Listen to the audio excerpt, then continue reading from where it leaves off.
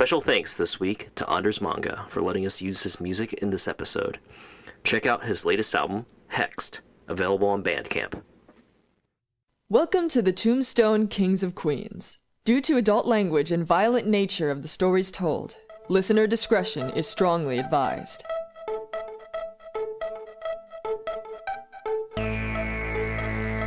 Episode 6, Eulogy.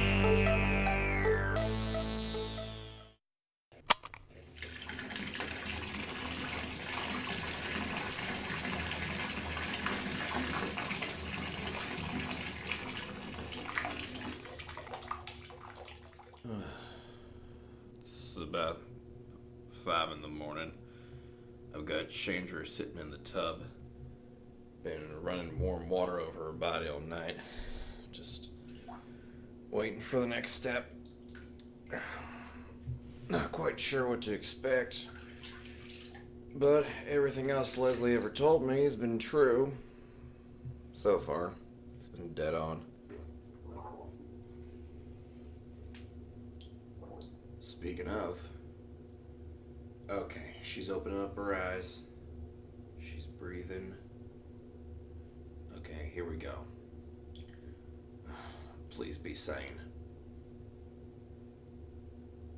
Chandra?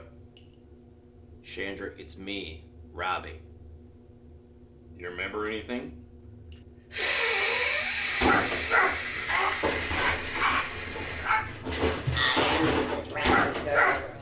You abandoned my city to sink. You abandoned my family to drown. You abandoned my people to die.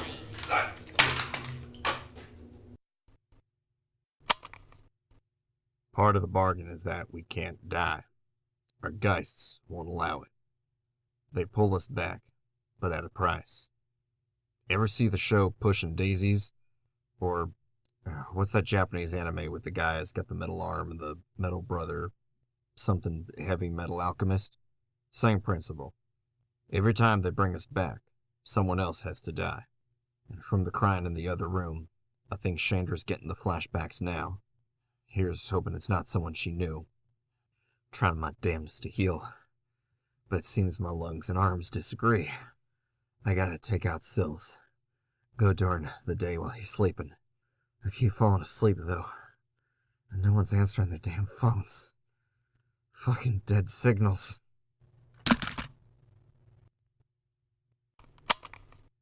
Shit, it's already nightfall.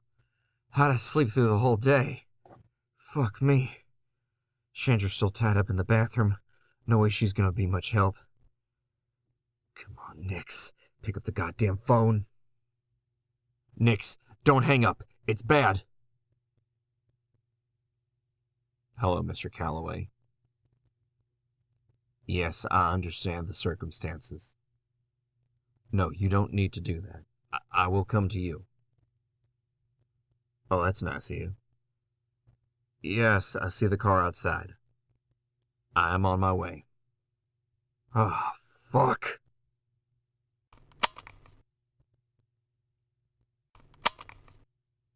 Hi.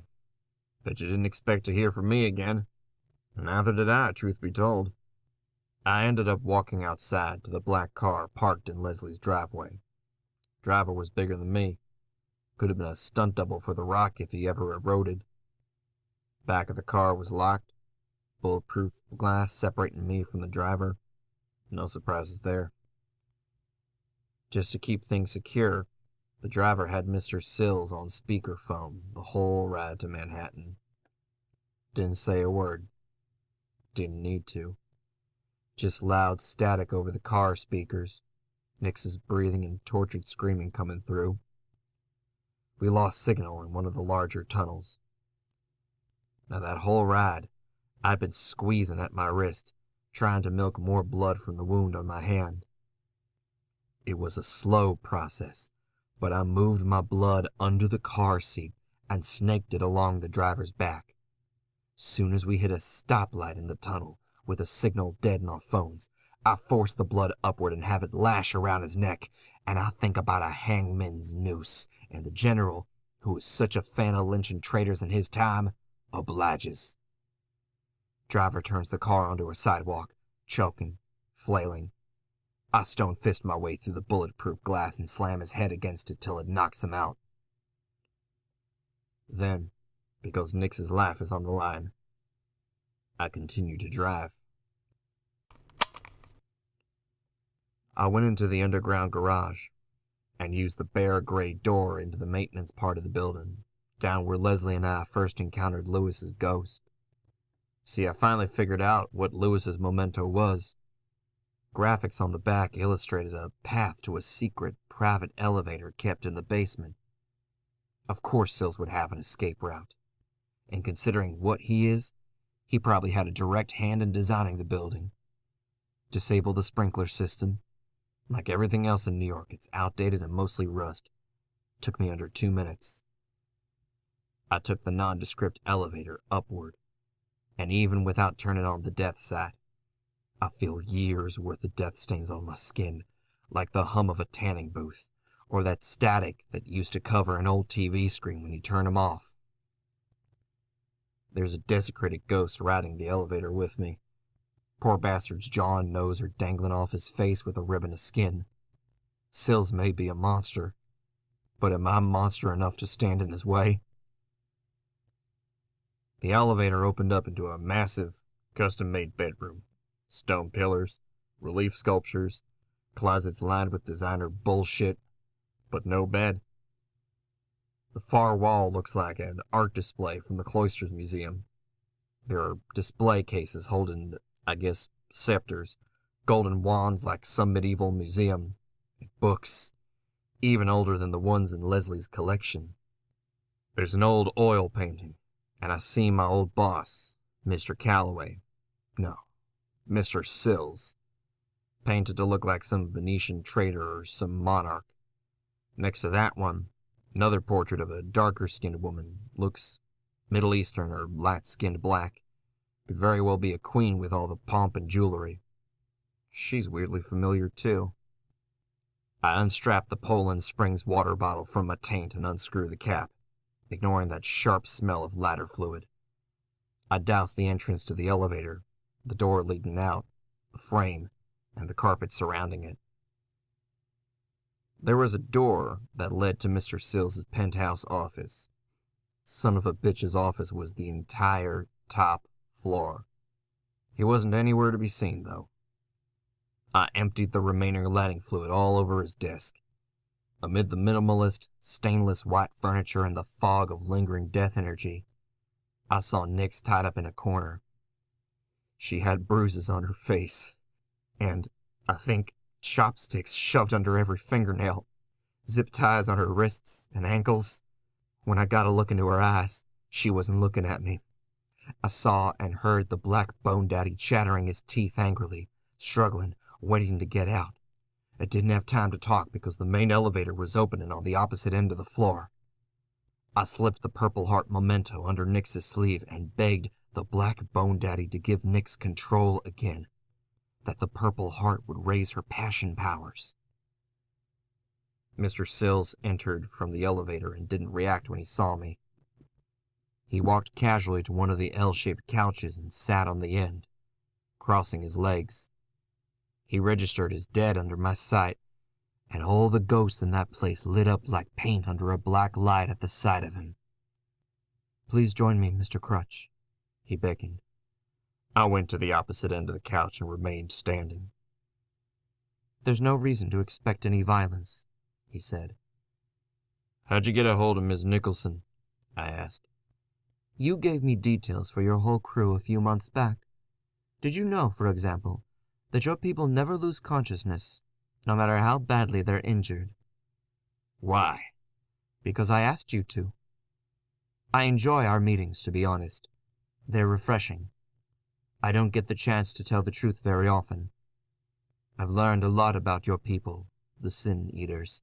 It gives me a new perspective on how diverse the city is, not to mention a secret weapon against the Circle." "May I ask you a few things? I mean, it's not like I'm going to remember anything you tell me. You're just going to wipe my mind afterward, aren't you?" "Oh, yes. In fact, we've had this exact conversation before. Maybe back in March, You're quite resourceful. If I weren't already grooming Lewis's daughter for the embrace, I'd half a mind to consider you. What are you? I could ask you the same question, but what do labels matter? For now, I am Mr. Calloway, save for those I keep close to my pocket. I am a man of power. I am a prince in this community, and I have been since the Ottoman Empire rebranded itself. I am a prince facing a crisis from within. I had suspected that my sheriff was a double agent for the Circle of the Crone for months now. Thank you for sealing that information leak personally, by the way. Seen in my position of power, I can keep things the way they are. I can make things very good, or very bad for very different people. Are you the one that killed me? No, but I do take full responsibility for it. When we fought for Istanbul and parts of Africa, she was a shadow calling herself Kadir. Odd to me that she chose a male name, but she's gloriously proficient in deception. The night she killed you, it was to prove a point to me. We seem to be moving toward an endgame, she and I. And I'd be more comfortable keeping her in check. You mentioned using the Sin Eaters as weapons. Infiltrators at first, then shock troops later on, yes. When my role in this city is threatened, we're not against pulling in additional resources. Some people bring a gun to a knife fight. I prefer chess. Easier to hide a gun under the table. And you, or your leader, Mr. Sherman, will rally your kind in league with the First Estate. Or, should you refuse, like the Crossroad Drifters, you will find yourselves encased in concrete and dumped in the East River. I look to Nix, who's eerily still in the corner. What do I have to do to ensure you let that woman go? I can't have you remember tonight if that's what you're asking. So for publicity's sake, you will swear your allegiance to me. Continue feeding me information about your people during our monthly meetings.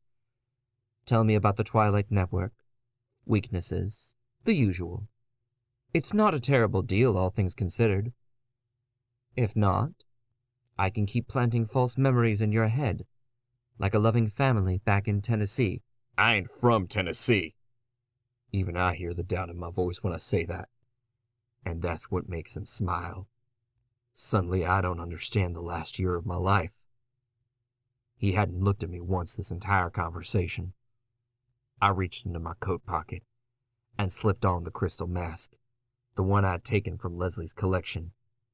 Even looking through its eyes, I could see a heady fog of twilight of dozens of humanoid shapes prowling the entire floor, all of them chained to sills, powerless, clutched by despair, looking for a way out.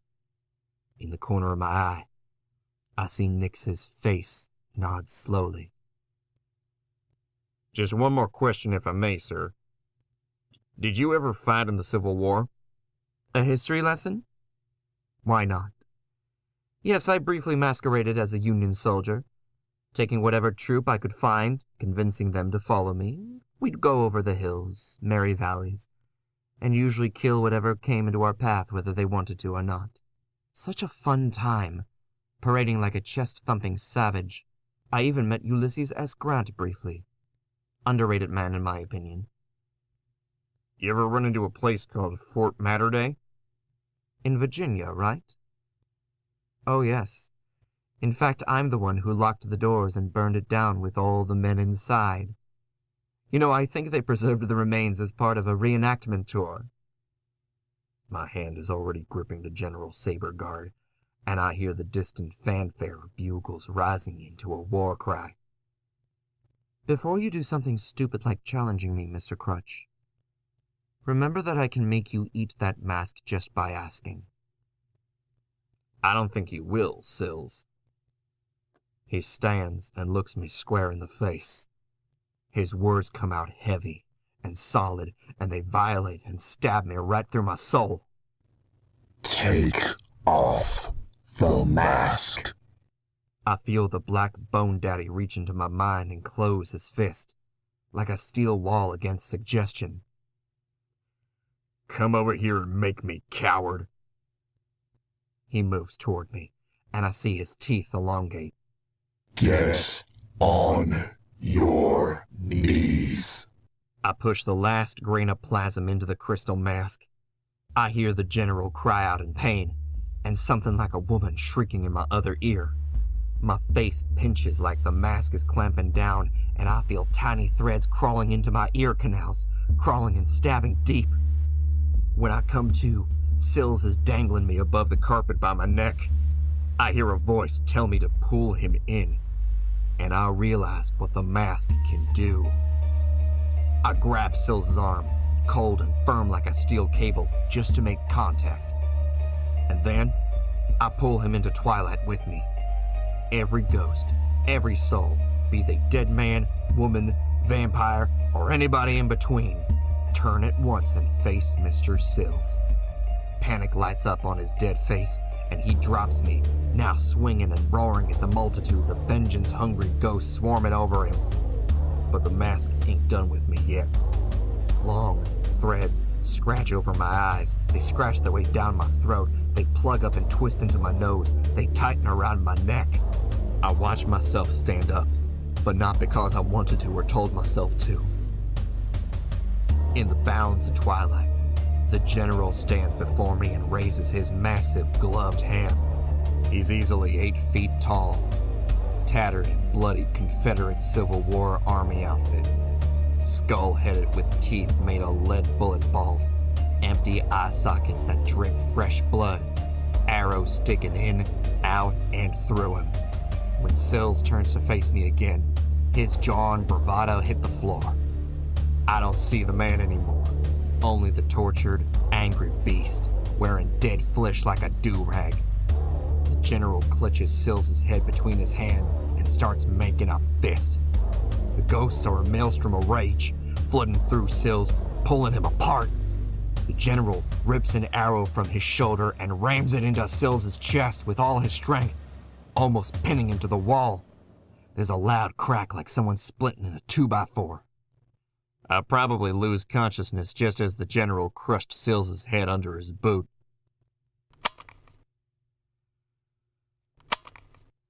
It gets blurry after this. Nix must have called the ambulance chasers from Sills' office. They met us across the street, after Nix torched the penthouse. Chasers brought us to the hospital. Nix got plugged up like a switchboard full of antibiotics, saline drips, morphine plasma drips, anything to keep her asleep. They tried looking after me, and I must have slapped someone because security got called. Couldn't keep it straight. Too many voices, too much pain leaking from the power of the general. Couldn't keep the white noise of shrieking of the living separate from the shrieking of the dead. Everything he absorbed in Sills' office, he was like a bear on a coke binge. I couldn't keep him from talking through me. One of the guys gave me a lift back to Leslie's place. Had to check in on Chandra, get her to Nix, figure out what her next step is. We gotta stay together, 'cause, far as I know, these living dead freaks are the only kin I have alive on Earth. And that's when I got the call. Here, I'll play it back. Hello, Robbie. I think you can guess who this is. Before I hunt you down, I'd like you to know how genuinely disappointed I am from last time. That was a very delicate operation that took, I'll just say it now, months to plan. And you succinctly fucked it up for all of us. Normally, after a long trip, I like to bring back gifts. For you, Robbie, I come back with a story.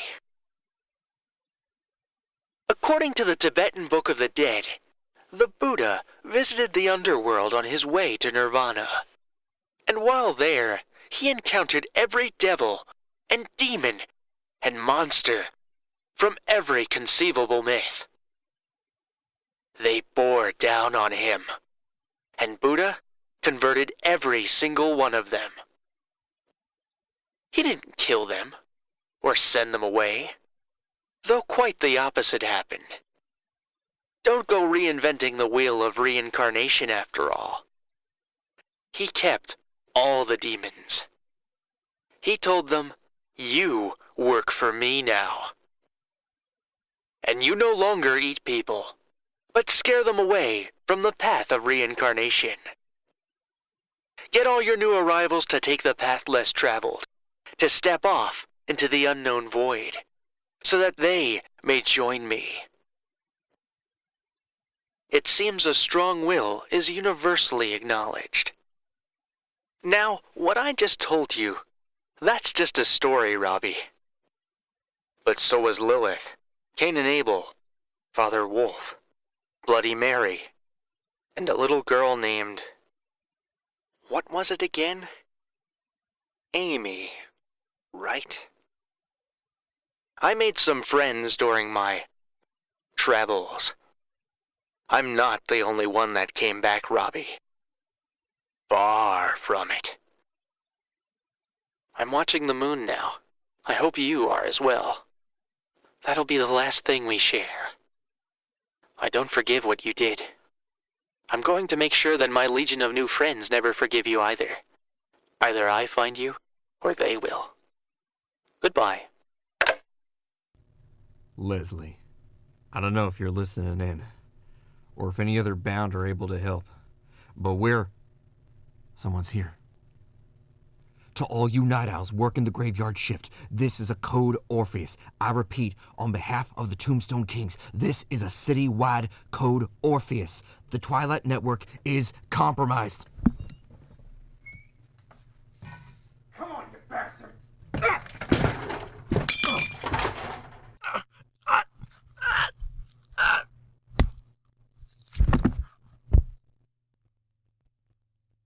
Such a troublesome device.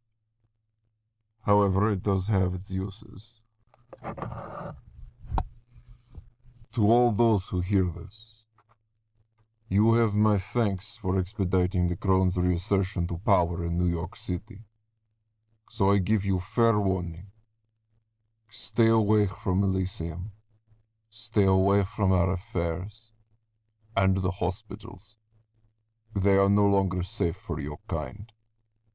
You cannot run, for I am faster than darkness. You cannot hide, for I will always know. I will always see, and I will strike you down before you are ever aware of me.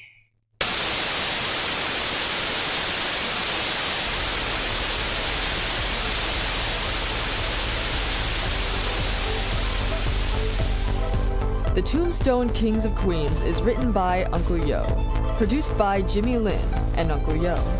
And don't forget, original music produced by Jimmy Lin.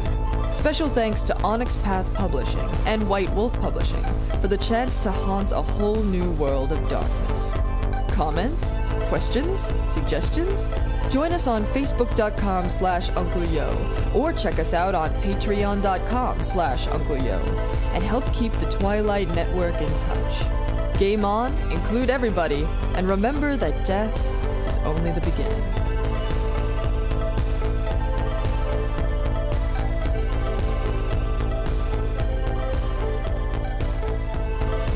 And Beatings listeners, this is Uncle Yo, and I can't thank you guys enough for making it all the way through this 6-episode miniseries, The Tombstone Kings of Queens, set within the Chroniclers of Darkness, the new serial podcast. Guys, thank you so much for your kind comments on Reddit, on Facebook, on the YouTube channel, even the kind reviews you've been leaving us on iTunes. If you can, spread the word to your horror fans, your podcast fans, your gamer fans, and especially your fans of werewolf or vampire or mage. As we've said, at the end of 6 episodes at every series, we give you guys, the listeners, a chance to vote where the story goes from here. So please, check out Facebook.com/UncleYo, like the page, and participate in the survey. We have a week to determine where does the game and the story go from here. And as Jessi always says in the outro, game on, include everybody. We'll see you back here in a week, guys. Thank you so much.